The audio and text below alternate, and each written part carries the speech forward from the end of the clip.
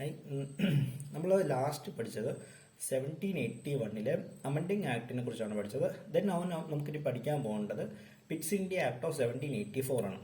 Just ഇതിൻ്റെ ഒരു ഈ സ്പ്ലിറ്റ് എന്ന് പറയുന്ന ഒരു കീവേഡ് ജസ്റ്റ് ഒന്ന് ഓർത്ത് വെക്കുക. ഓക്കെ, എന്താണെന്ന് വെച്ച് കഴിഞ്ഞാൽ it was the first time ഇത് എന്താണ് ഡിസ്റ്റിങ്വിഷ് ചെയ്യുന്നത്? കമ്പനിയുടെ പൊളിറ്റിക്കൽ ആൻഡ് കൊമേഴ്ഷ്യൽ ആയിട്ടുള്ള ഫംഗ്ഷൻസിനെ രണ്ടായിട്ട് സ്പ്ലിറ്റ് ചെയ്യുന്നു. സോ അതിൽ കൊമേഴ്ഷ്യൽ ആയിട്ടുള്ള ആക്ടിവിറ്റീസ് ഇനി മുതൽ കോർട്ട് ഓഫ് ഡയറക്ടേഴ്സ് ആയിരിക്കും കൺട്രോൾ ചെയ്യുക.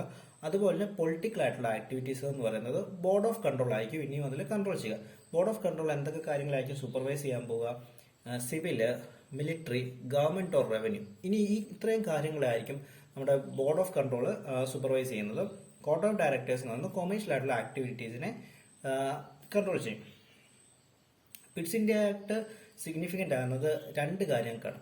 ഒന്നെന്ന് പറയുന്നത് the companies territories in India were for the first time called as the British possession of India.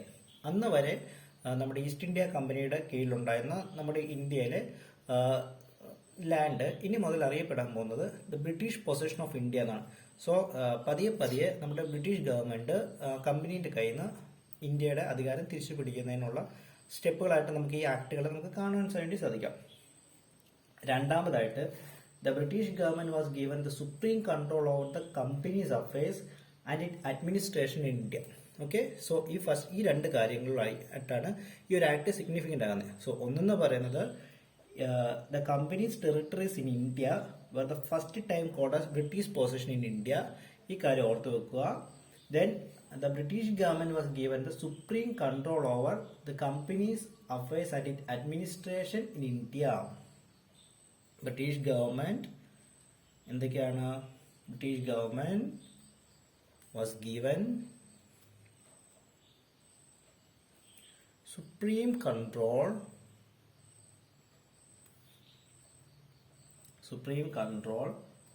Over companies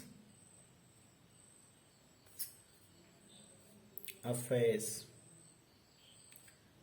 and administration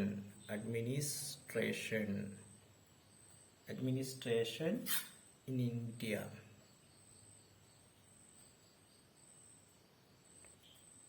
so ഇത്ര ഓർക്കുക. എന്ത് രണ്ട് കാര്യങ്ങൾക്കാണ് ഈ ആക്ട് സിഗ്നിഫിക്കന്റ് ആണെന്ന് ചോദിച്ചു കഴിഞ്ഞാൽ ഒന്ന് ഇതും രണ്ടിതും. സോ ഒന്നുകൂടി ഞാൻ പറയാം. The company's territories in India were the first time called as the British possession in India. Second എന്ന് പറയുന്നത് British government was given the supreme control over companies affairs and administration in India. Pitt's India ആക്ടിനെ കുറിച്ച് ഓർത്തിരിക്കേണ്ടത് ഇത്രയും കാര്യങ്ങളാണ്. ഒന്നെന്ന് പറയുന്നത് split India act എന്ന് ഓർത്ത് ജസ്റ്റ് പഠിക്കുക. കമ്പനീസിന്റെ പ്രവർത്തനങ്ങൾ രണ്ടായിട്ട് സ്പ്ലിറ്റ് ചെയ്യുന്നു, കൊമേഴ്ഷ്യൽ എന്നും പൊളിറ്റിക്കൽ എന്നും. C4C എന്താ പറയുന്നു? കൊമേഴ്ഷ്യൽ ആയിട്ടുള്ള കാര്യങ്ങൾ കോർട്ട് ഓഫ് ഡയറക്ടേഴ്സും, political functions of the company board of control ഇനി മുതൽ കൺട്രോൾ ചെയ്യും. എന്തൊക്കെ കാര്യങ്ങളാണ് സൂപ്പർവൈസ് ചെയ്യുന്നത് വെച്ച് കഴിഞ്ഞാൽ civil, military, government or revenue. Then ഞാൻ ലാസ്റ്റ് പറഞ്ഞ എന്തൊക്കെ കാര്യങ്ങളാണ് ഈ ആക്ട് സിഗ്നിഫിക്കന്റ് ആണെന്ന് വെച്ച് കഴിഞ്ഞാൽ ഈ രണ്ട് കാര്യങ്ങളാണ്. ഇത്തരം കാര്യങ്ങൾ ഓർത്ത് വെക്കുക.